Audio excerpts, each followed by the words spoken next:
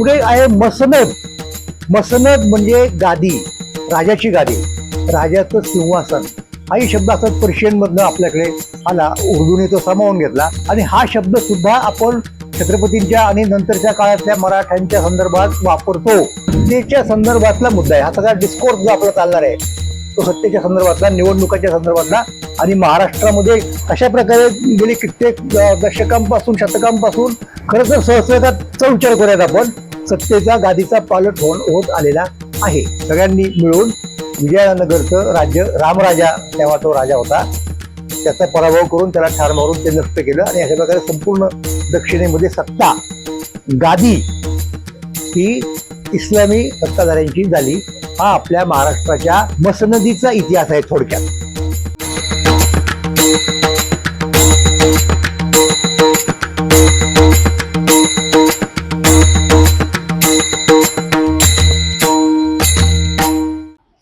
नमस्कार, मी सदानंद मोरे.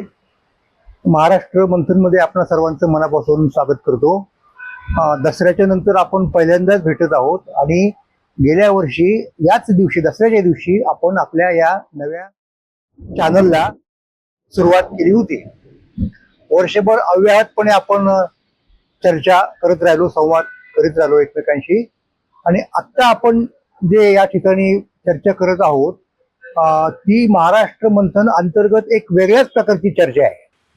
त्या चर्चेचं नाव आपल्याला वाचता येईल आणि मी सांगतो, मसलहते मसनदे महाराष्ट्र. तुम्ही म्हणाल हा काय प्रकार आहे? तुमच्या लक्षात असेल की पर्शियन उर्दू लिपीमध्ये काहीतरी लिहिलेलं आहे.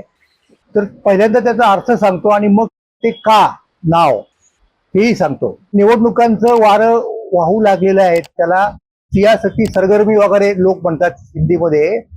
आणि आता मी ज्या ठिकाणी शूट करतोय ना तिथे पाऊस चालू आहे, ढग आहेत, गर्जना होते, अधूनमधून विजा चमकतात. तर हे सगळं त्या निवडणुकांना निर्देशित करणारं सिम्बॉलिझम आहे. ते आता वेगळं सांगायला नको आपणाला. तर त्या शीर्षकाचा अर्थ का होतो आणि ते या भाषेत मी का वापरतोय त्याचं पहिल्यांदा कारण सांगतो.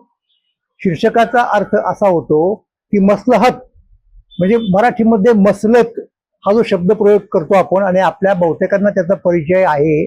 शब्द जरी परकीय असला, अरेबी ओरिजिनचा असला, तो परिचय काय आहे? कारण शिवाजी महाराजांच्या किंवा मराठेशाहीच्या किंवा अगदी पेशवाईच्या काळात जाऊन ज्या कादंबऱ्या, कथा वगैरे लिहिल्या गेल्या, चित्रपट काढले गेले, त्या सगळ्यामध्ये मसलत शब्द येतो. मसलत म्हणजे विचार विनिमय, उपदेश, सदुपदेश अर्थात असा तो अर्थ होतो. वाटाघाटी असाही होऊ शकेल अर्थ. तर कशा संबंधीची मसलत हा पुढचा मुद्दा आहे. पुढे आहे मसनद. मसनद म्हणजे गादी, राजाची गादी, राजाचं सिंहासन.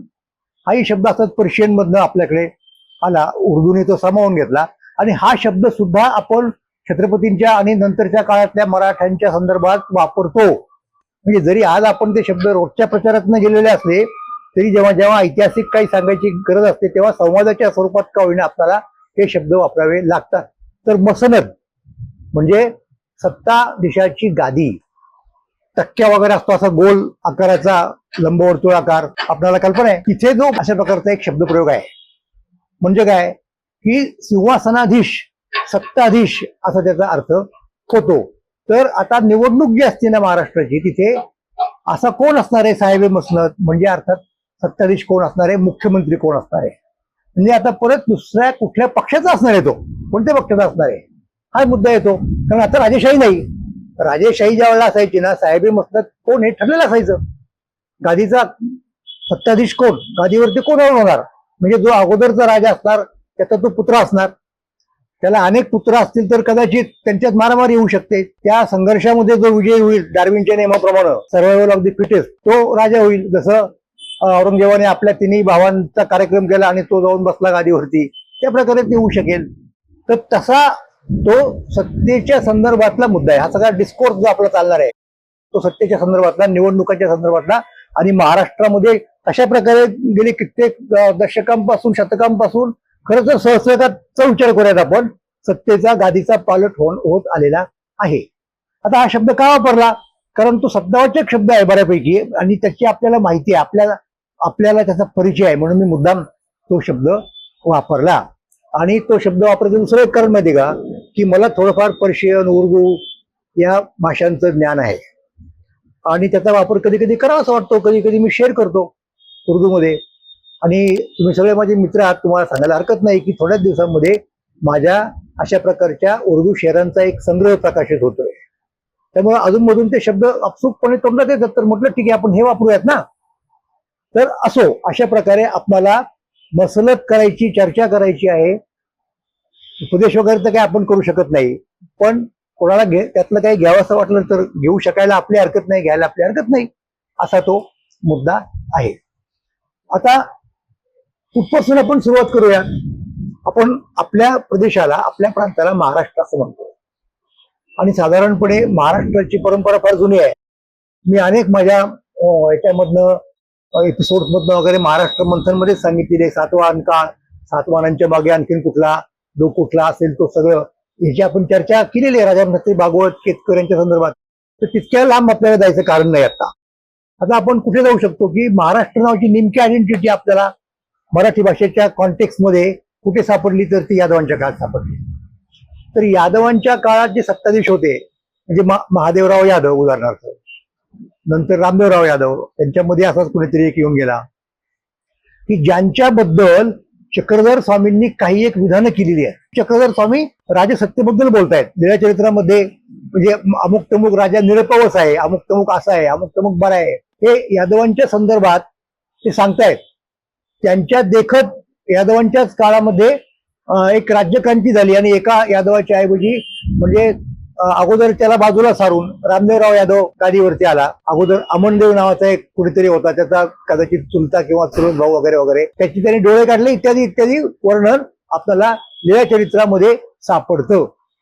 त्यामुळे त्या गादी संबंधीची चर्चा आपल्याला नवीन नाहीये. राजा संबंधी काही म्हणण्याचं सुद्धा आपल्याला काही नवीन नाहीये आणि त्याच्यामध्ये मतभेद असू शकतात. उदाहरणार्थ चक्रधर स्वामी हे रामदेवरायाला काहीतरी त्याच्यावर टीका करतात. याच्या उलट ज्ञानेश्वरांनी रामदेवराव रायाच्या बद्दल बरे उद्गार काढलेले आहेत ज्ञानेश्वराच्या शेवटी, इत्यादी इत्यादी इत्यादी. तेव्हा ते स्वातंत्र्य आहे आणि आपण ते त्या काळापासून उपभोगीत आलेलो आहोत, हा मुद्दा आहे. तर आपल्याला कल्पना आहे की रामदेवराव यादवाचं राज्य असताना, तो गादीवरती असताना, मी मुद्दाम शब्द वापरतो गादीवरती, अल्लाउद्दीन खिलजीचं आक्रमण आलं. मलिक काफूर त्याचा सेनापती आधी आला आणि यादवांचं राज्य संपलं. मग ही मंडळी दक्षिणेत पण गेली. दक्षिणेत सुद्धा जी पारंपरिक हिंदूंची राज्य होती, होयसळ वगैरे, ती त्यांनी नष्ट केली आणि गुजरात, महाराष्ट्र आणि त्याच्याही खाली बराच अशा प्रकारे तेलंगण, हे सगळं हा जो प्रदेश आहे बराचसा, तो इस्लामी सत्तेच्या खाली आला. म्हणजे गादी, राजगादी बदलली.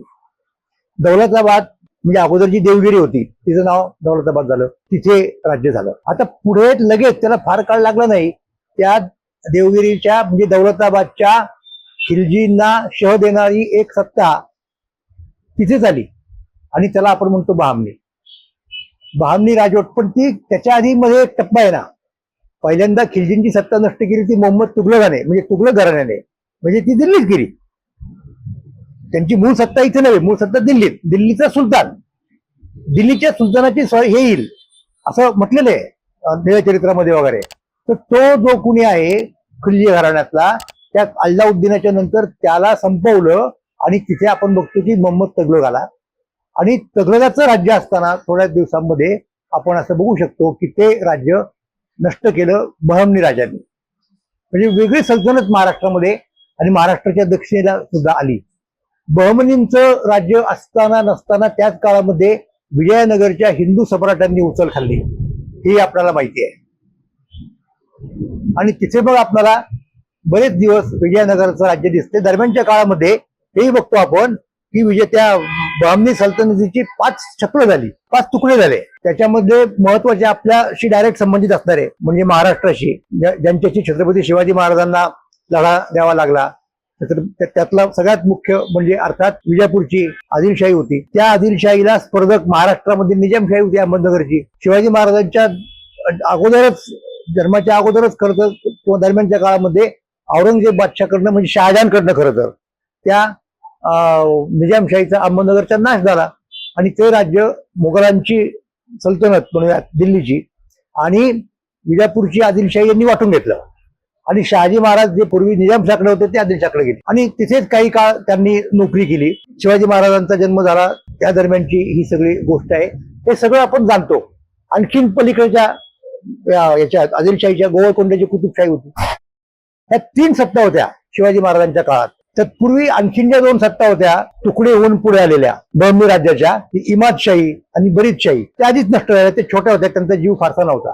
दरम्यानच्या काळात ही राज्य एकत्र आली आणि त्यांनी मिळून सगळ्यांनी मिळून विजयनगरचं राज्य, रामराजा तेव्हा तो राजा होता, त्याचा पराभव करून त्याला ठार मारून ते नष्ट केलं आणि अशा प्रकारे संपूर्ण दक्षिणेमध्ये सत्ता, गादी ही इस्लामी सत्ताधाऱ्यांची झाली.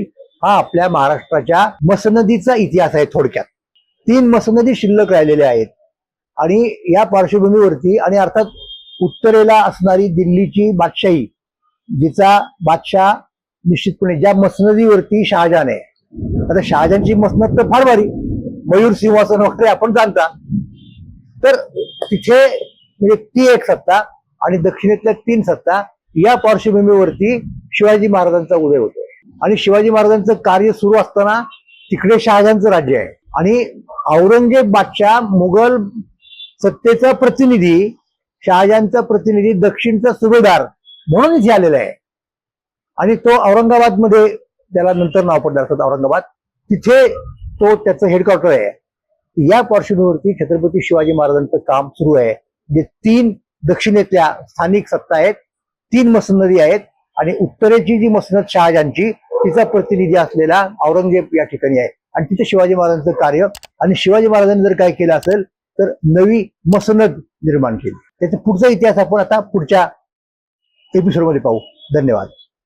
सत्ता संघर्षामध्ये अनेक फोर्सेस कार्यरत असतात. 1760 मध्ये औरंगजेबाचा मृत्यू झाल्यानंतर त्याच्या वारसदारांनी एक चलाक अशी खेळी केली. त्यांनी त्यांच्या ताब्यात असलेल्या संभाजीराजांचे चिरंजीव शाहू महाराज यांना मुक्त केलं.